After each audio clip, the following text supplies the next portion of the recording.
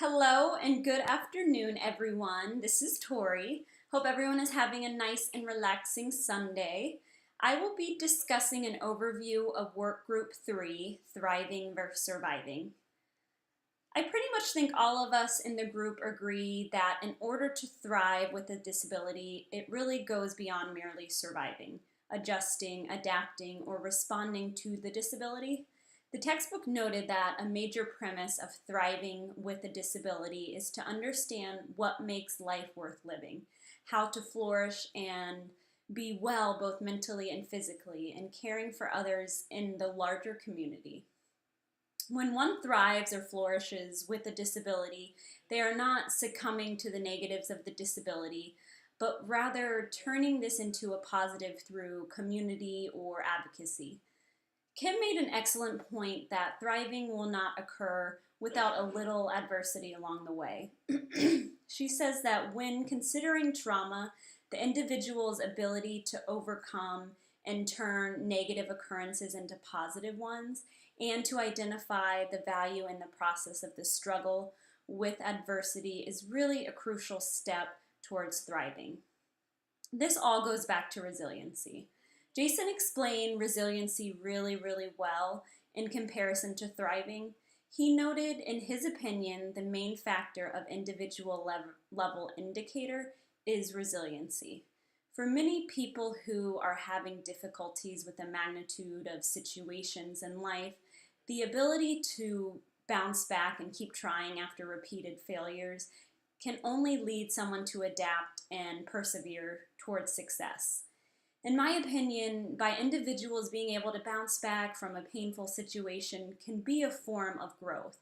I almost feel as if resiliency is the gateway to being able to thrive, as there is a sense of growth, achievement, and flourishing that is involved and is a key element or predictor in which it can be known if someone will be able to survive or will be able to thrive.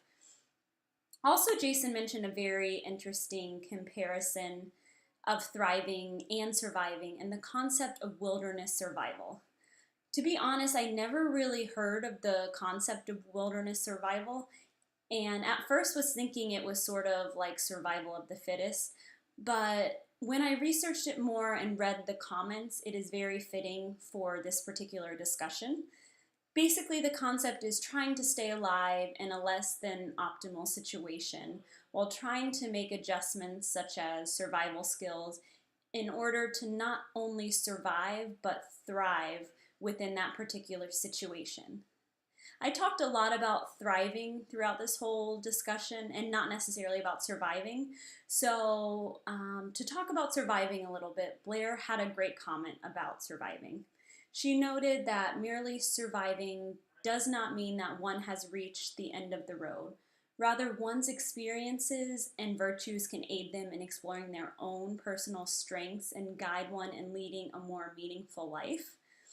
Therefore, it is through surviving that could lead one to a thriving one that can create opportunities or a sense of self-fulfillment.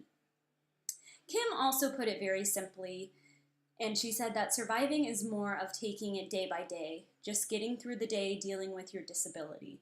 You've given no thought to long-term plans or what the future is going to be like, as their disability is simply taking over every aspect of their life. We all have goals and dreams, hopes and aspirations in life, some big, some not so big, some that involve changing your life, some that involve making a difference in someone else's life. There is no reason that one cannot overcome those bumpy obstacles along your path and come out smiling on the other side. Some obstacles may be bigger than others depending on the magnitude and severity of the disability. The more severe the disability is, such as a severe cognitive disability, may be harder to overcome, especially if that prognosis of the disability is not so good. However, there are always ways that one can enhance their situation and create more positives than negatives. And at the end of the day, making your disability not about merely surviving, but focusing on thriving. So that really wraps up my discussion for this week. Thank you everybody for listening and hope you all have a wonderful day. Thank you. Take care. Bye-bye.